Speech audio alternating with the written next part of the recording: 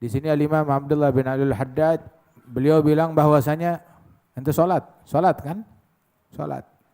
Salat ada fisik, ada batin, ada zahir, ada batin. Kita salat semuanya. Mana itu? Itu ada air mineral. Ada air mineral. Begitu, tutupin. Begitu. Nggak ada iklan.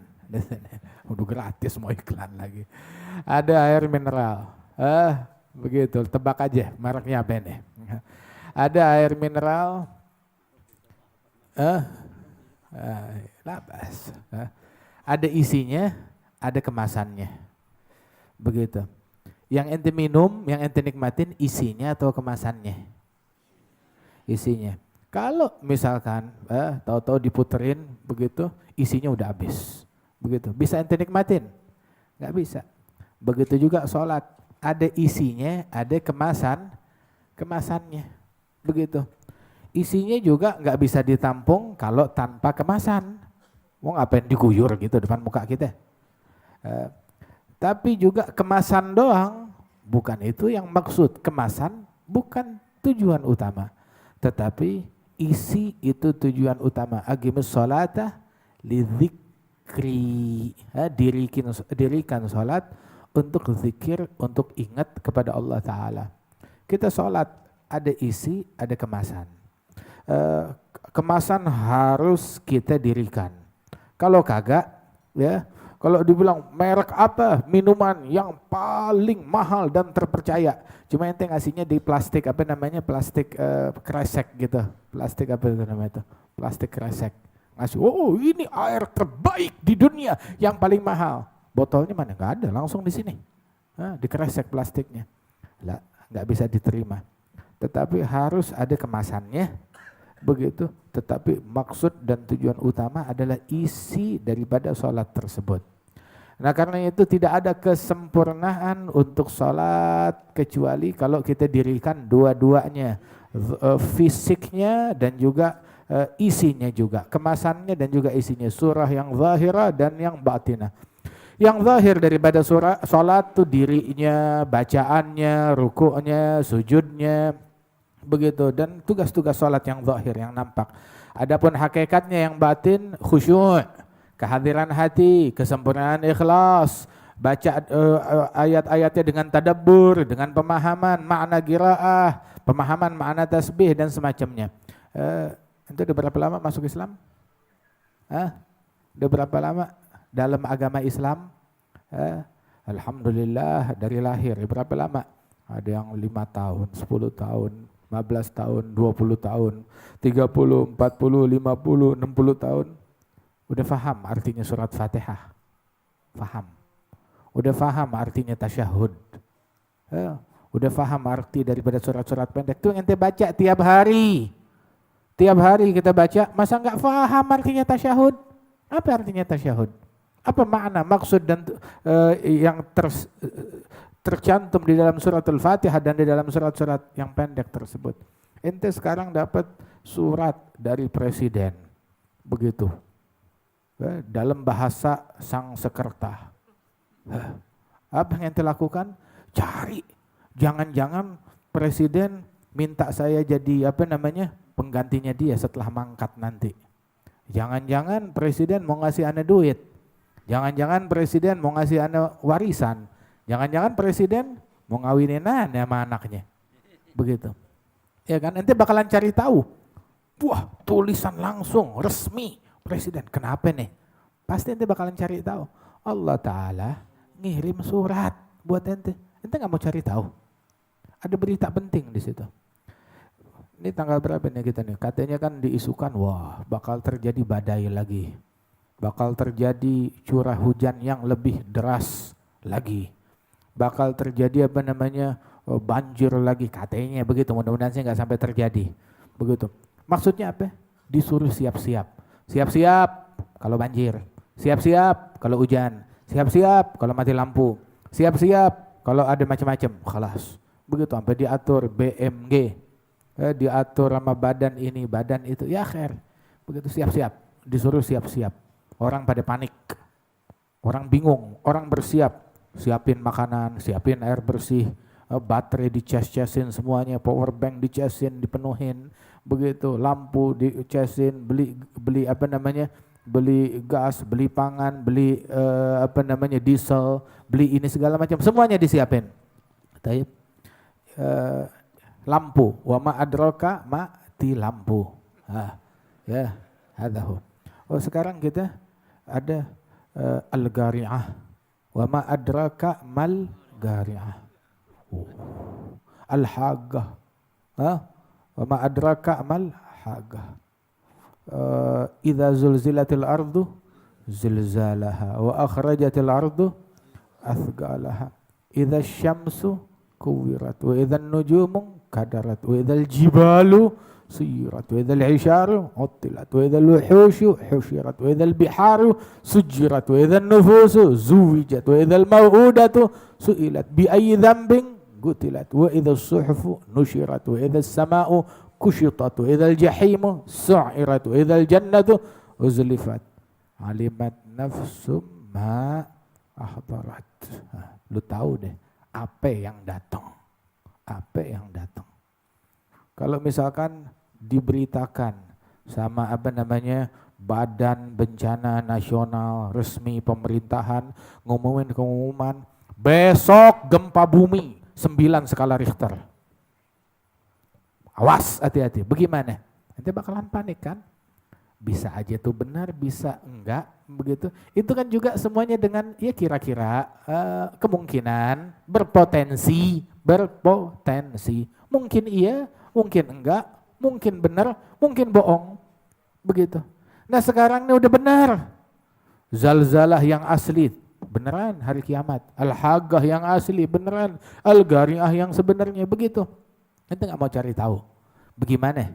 Apa sih hakikat hari tersebut? Apa sih hakikat kejadian tersebut? Dan bagaimana penanggulangannya? Dan apa yang mesti disiapin? Mesti cari tahu. Ente hidup dalam Islam udah berapa tahun? Nggak mau cari tahu.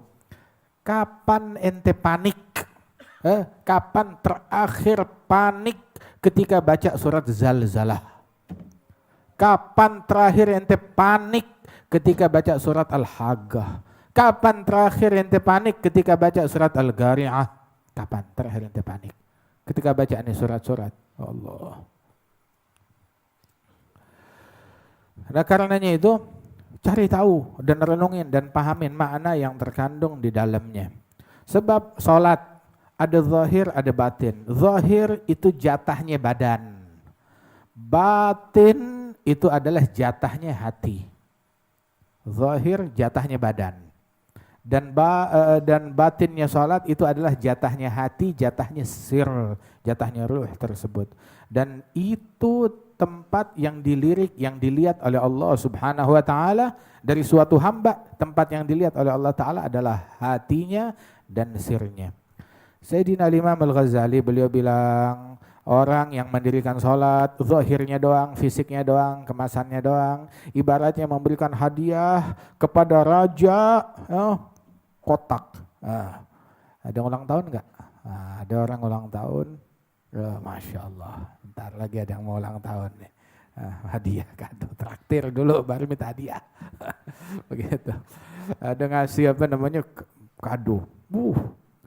Itu dia bungkusan kado, dalamnya, luarnya tuh diisi dengan luarnya dibungkus dengan kemasan yang indah-indah, dengan pitanya, dengan ronceknya, dengan segala macam. Tapi begitu lihat di dalamnya kosong, melompong, ngasih hadiah. Begitu. Habib Ahmad kalau terima hadiah itu bagaimana? Bilang kurang ajar. Gue ditipu, dibohongin sama dia. Nah begitu juga ibaratnya orang sholat, tapi dalamnya kosong, melompong. Begitu. Cuma kemasannya luarnya doang, ngasih hadiah ke raja. Raja udah buka, nggak tanya dalamnya kosong. Lah, mana katanya ini hadiah besar, dalamnya kosong. Ini orang dari raja mau pahala, mau ganjaran, mau imbalan, atau mau mau pentungan. Ini meledek, menghina namanya. Nah berapa banyak sholat kita yang kesannya menghina kepada Allah Subhanahu wa ta'ala. Walidzalika Al-Hasan Al-Basri beliau bilang kullu sholatin la yahduru fiha al-qalb la yahdur fiha al-qalb fahiya ila al-'ugubati asra'. Setiap salat di dalamnya kalau hati enggak hadir lebih cepat kepada hukuman daripada kepada imbalan dan pahala dari Allah Subhanahu wa taala. Salat yang benar, salat yang benar. Salat tuh jaga bersuci dengan betul, bersuci badan, bersuci baju, bersuci tempatnya suci. Kan ba'du salaf yataghassal li kulli fardhah. Untuk setiap salat fardu dia mandi untuk setiap salat fardu. Itu sebagian salaf begitu, ta'ziman li shalah. Di antara mereka itu yang mana setiap salat dia memperbaharui wudu. Kadzaka tajdidul wudu in shalla fardhatan aw sunnatan aw nafla. Tajdidul wudu tiap salat begitu. Atau hatta sebagian mereka mandi setiap fardhah, likulli fardhah. Rasulullah bilang di dalam hadis at-tuhur miftahus shalah. Tuhur itu tahara, kesucian adalah kunci daripada salat. Walidzalik ala hadzal ma'na, makanya diajarin orang kalau dia mau khusyuk, mau hadir hatinya di dalam salat, kalau dia mau hatinya hadir khusyuk di dalam salat, awalnya itu terapinya adalah dengan mencoba khusyuk, zikir dan menghadirkan hati di dalam wudu, dalam bersuci. Kalau wudunya dia ingat kepada Allah, dia zikir, hatinya khusyuk di dalam wudu yang singkat itu insya Allah kunci untuk kehadiran hati di dalam salat. Lidzalik Imam Al-Ghazali juga menyantumkan riwayat bacaan dan sunnah yang untuk kita baca ketika kita wudu tuh. Allahumma bayyid wajhi binurik yauma tabyaddu wujuh awliyaik wa la tusawwid wajhi bi dhulumatik yauma taswad wujuh a'daik. Putihin wajah saya di hari kiamat kelak. Masya Allah, lagi wudu basuh muka yang diingat begitu. Terus ketika basuh tangan, a'ti kitabi biyamini. Wala na'udzubika an tu'ti kitabi bishimali min wara'i dhahri. Ya Allah, berikan catatan amal saya di hari kiamat dengan tangan kanan, jangan dengan tangan kiri atau dari belakang. Ghashini birahmatik adhillani tahta dhilli arsyik yauma la dhilla illa dhilluk. Ya Allah, payungin saya di bawah naungan rahmatmu besok. Tutupi aku dengan rahmatmu. Tuh.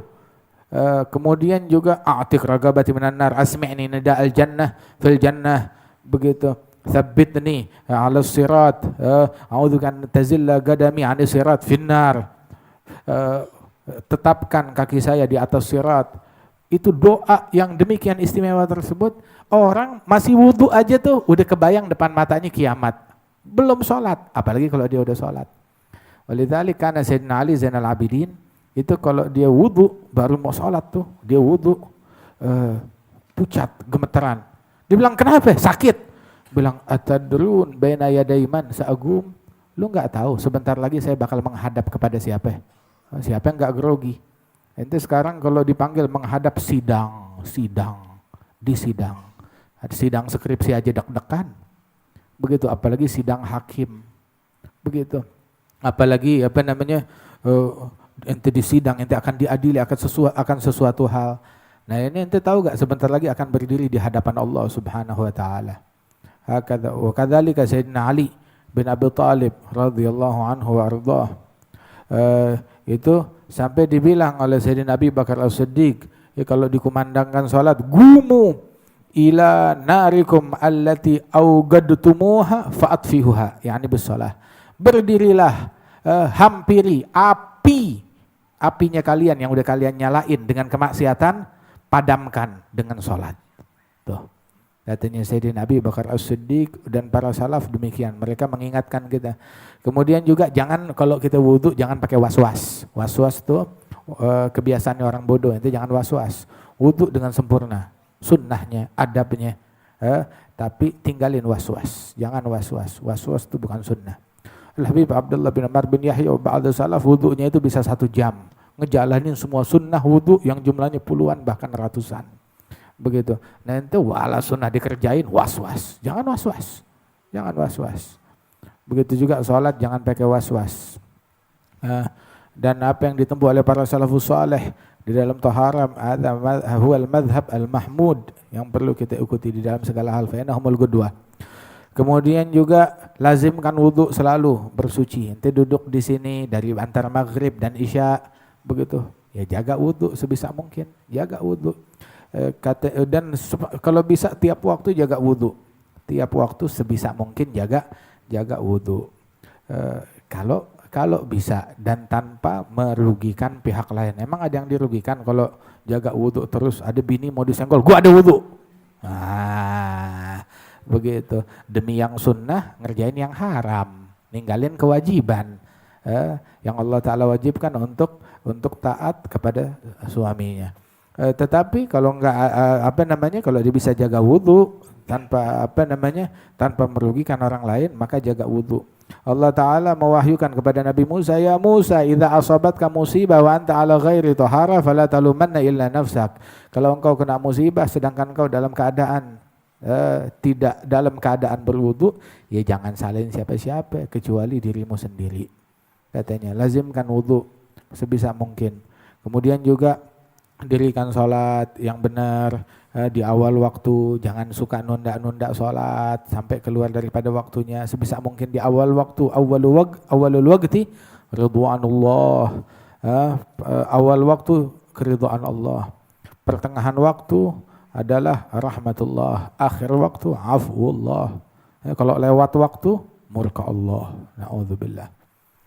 Kemudian juga mukmin itu tercela apabila sungguh sangat tercela sikap seorang mukmin masuk waktu sholat tapi dia masih sibuk dengan kesibukan duniawi, nggak ditinggalin, itu urusan duniawi dia, begitu. Atau dia berdiri ngerjain yang fardu yang Allah Ta'ala wajibkan kepadanya itu, sedangkan hatinya lalai.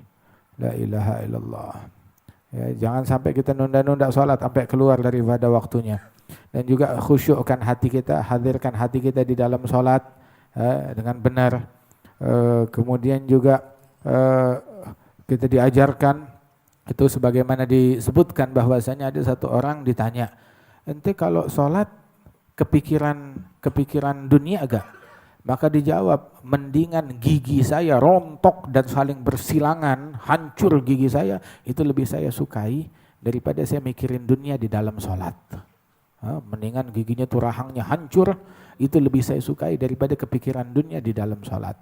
Ada lagi satu salaf ditanya, ente kalau dalam sholat ada kepikiran hal lain gak selain sholat? Bilang, emang ada hal yang lebih enak daripada sholat hingga saya pikirkan di dalam sholat? Buat saya itu sholat adalah hal yang paling nikmat, yang paling lezat. Jadi saat saya sibuk dengan kenikmatan, dengan kelezatan, udah gak kepikiran sama yang lain lagi. Begitu. Emang kalau ada yang lebih enak dari sholat, mungkin kepikiran. Masalahnya, saya nggak menemukan ada yang lebih enak daripada sholat. Itu katanya beliau. Hakadha. Mudah-mudahan Allah Ta'ala berikan taufik kepada kita sekalian, ya, dimudahkan kita untuk menyelami rahasia sholat, kenikmatan sholat, kelezatan sholat. Ya Rabbal Alamin.